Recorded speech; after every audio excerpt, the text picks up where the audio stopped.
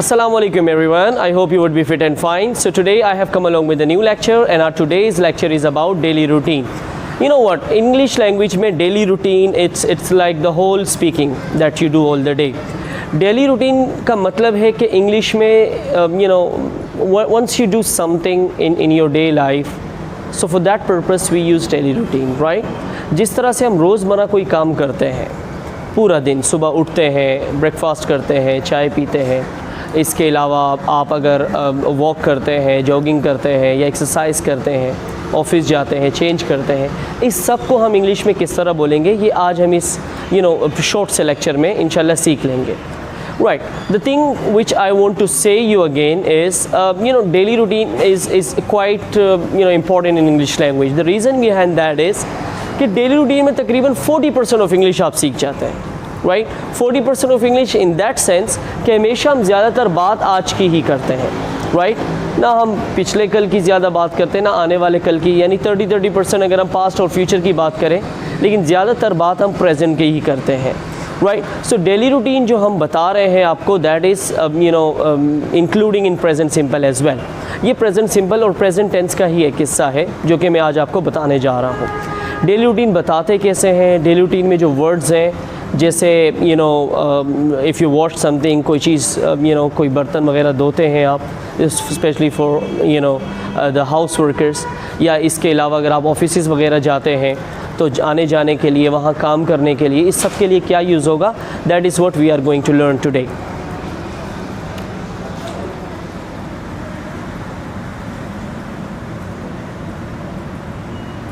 So that is daily routine. Daily routine में सबसे पहले आप अगर हम सोचें कि सबसे पहले हम अपने दिन का आगाज़ किस तरह करते हैं. ऑफ कोर्स अब सोए हुए तो दिन का आगाज़ नहीं हो सकता, आपको उसके लिए जागना पड़ता है, उठना पड़ता है. तो जागने को इंग्लिश में वेकअप कहते हैं. क्या कहते हैं? वेकअप. इसके बाद जागने के बाद हम उठते हैं, of course. So you would use get up. अच्छा जी. उसके बाद क्या करते हैं? कुछ लोग कलमा पढ़ते हैं, कुछ लोग अपना मोबाइल सबसे पहले चेक करते हैं, कुछ लोग शावर लेने चले जाते हैं, कुछ लोग बेड पे ही चाय पीते हैं. Different people, different criterias of their lives.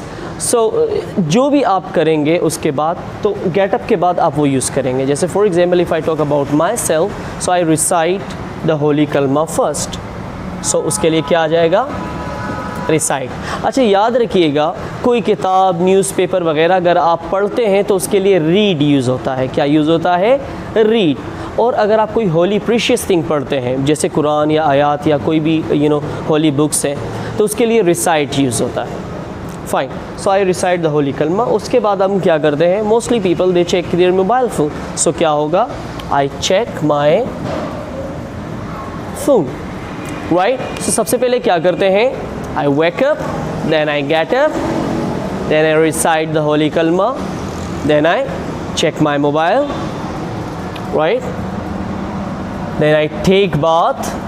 Fine. Take bath किससे कहते हैं? नहाने को कहते हैं. ठीक है जी. तो इस तरह से आप आते हैं और मज़ीद अपनी चीज़ें बताते हैं. फ़ाइन. अच्छा, इसका फार्मूला क्या है? डेली रूटीन बताने का फार्मूला क्या है? That is very important which you should understand. याद रखिएगा, सबसे पहले अपना आप बताएंगे, आप यानी कि आए, जिसे आप सब्जेक्ट भी कह सकते हैं.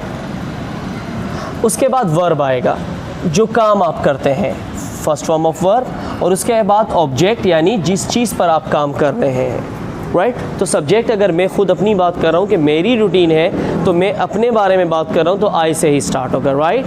तो सबसे पहले क्या था? आई वेक अप. अगर अब किस तरह लिखेंगे? आई वेक अप. अब कब उठते हैं? In the morning, right. ठीक है जी. उसके बाद गेट अप यूज़ करें ना यूज़ करें, दैट्स नॉट अ मैटर, क्योंकि जागने के बाद ही इंसान काम करता है बाकी. तो उसके लिए ज़रूरी नहीं कि आप गेटअप बोलें या ना बोलें. आप वेकअप भी बोल सकते हैं, आप गेटअप भी बोल सकते हैं, दोनों में से एक भी यूज़ कर सकते हैं, राइट. उसके बाद क्या करते हैं? I recite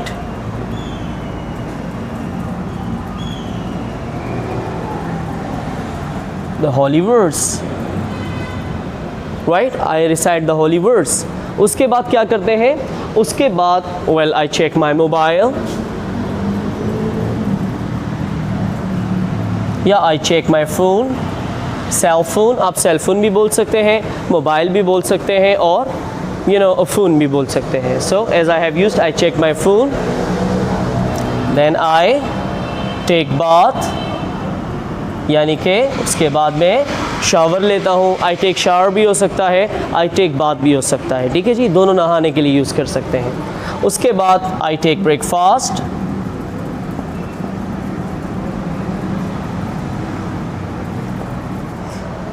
so on. खैर ये आपको फॉर्मूला बताने का मकसद था, बाकी जो वर्ब्स आप यूज़ करेंगे यानी जो एक्शन, अब बहुत सारी चीज़ें होती हैं जिसका हमें नहीं पता कि इसको इंग्लिश में क्या कहते हैं, तो वो तो मैं आपको बता दूंगा, लेकिन जो चीज़ें किस तरह से बताना है, क्राइटेरिया क्या है, स्ट्रक्चर क्या है, वो मैंने आपको बता दिया है। सबसे पहले हम आए बोलेंगे, उसके बाद वो काम बोलेंगे और उसके बाद जिस पर वो काम हो रहा है वो बोलेंगे, राइट। जैसे आई गो टू ऑफिस, यानी मैं ऑफिस जाता हूँ, राइट। या मैं लंच करता हूँ तो कैसे कहेंगे, आई टेक लंच, फाइन।